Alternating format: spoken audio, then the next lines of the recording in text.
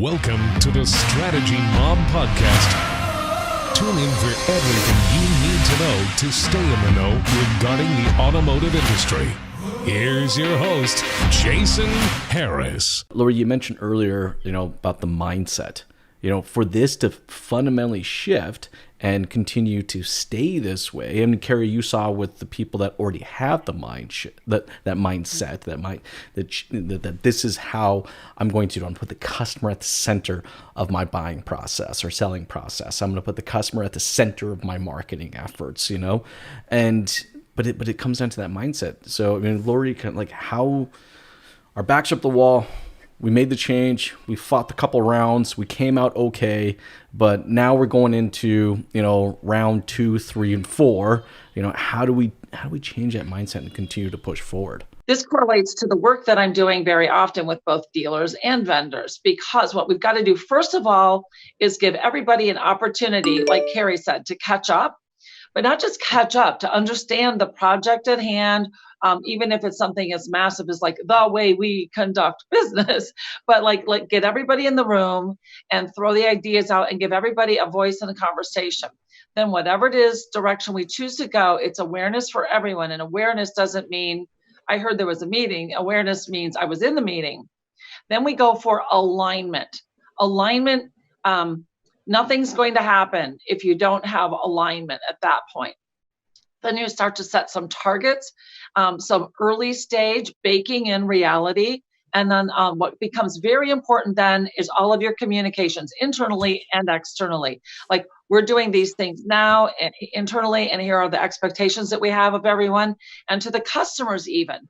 We're doing something, things differently now, and here we are. Because then the next thing, and this is a little deeper into the pool, but then we've really got to take a look at what are the roles that we have at the store, right? And that's a whole category all into its own. Role reclarification. We need to look at pay structures, right? Because when all of the KPIs have changed, we've got to look at what are we paying and for what and when, and what is the new normal in the midst of this new normal. And then we want to look at also the very next thing. We want to take a minute and just say, okay, how well of a job are we going to do creating and developing these people towards this? Like, what's our commitment? And so, like, even new things like talking about things now, like what's the proper percent of contracts that should be even sent or reviewed prior to the customer arriving?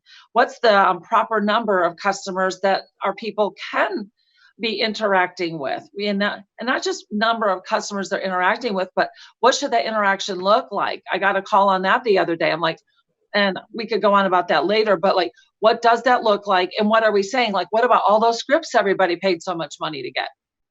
They're done. What about that whole mentality of, if we're still managing to saying Jason, but they're not here, they're not serious until they're here. We've got to rewire the managers' mindsets, and we've got to also pay those managers accordingly. And then what about the number of times managers got involved with customers wherever they were, virtually, which are real customers, or in the showroom, which are real customers. But so we need to see a cadence of different reporting metrics happening. So I think until we start to really rethink our whole ecosystem, these other things, I used to work for a guy that just said there's splotches of things on the wall. They're not a cohesive strategy. So planning, awareness, and then commitment, and then go forward and know that you're going to make some mistakes, but know that you're going to regroup, get back to alignment, and make adjustments and keep going and evolving. No, you know what? I feel like in the past, we've been able to kind of blindly take shots in the dark and eventually hit something. And that was enough to kind of just continue to keep the ball moving. But that's not really necessarily the case anymore. Both Kerri and Laurie, you guys have seen the dealerships that have really, didn't skip a beat and just was able to kind of just ride through this storm, were the ones that for a very long time prior to this had put the customer at the center of everything. It's the why they develop their staff. Laurie, to your point, it's the why they hire who they're hiring. It's their point.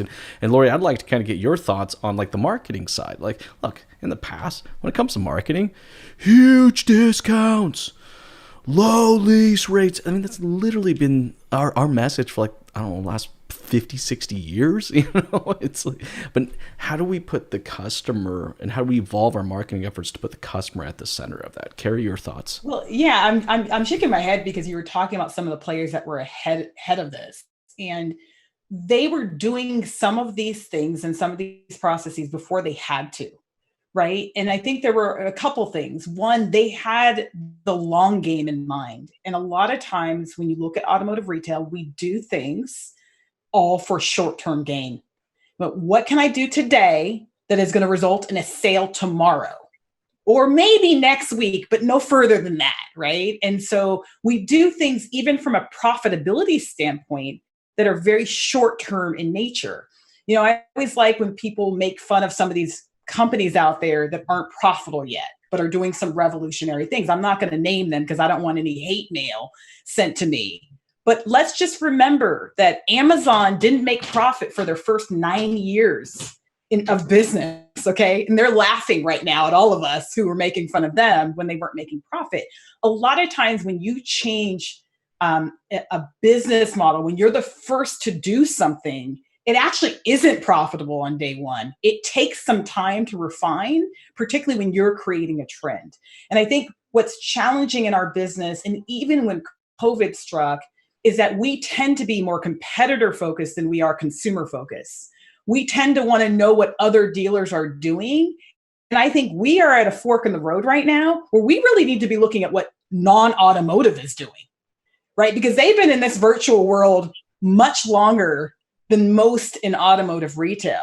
When it comes to leadership, we need to be looking at what non-automotive is doing. And I say that as someone who loves our business, but we're behind the curve here on the virtual remote retailing, all of that front relative to other industries. And I think that's going to be key. And the other thing is just from an efficiency standpoint. I think that what I have seen, I think is the blessing of COVID in automotive retail, is all of a sudden being efficient is become more important, right, than the number of leads you're getting and all of that.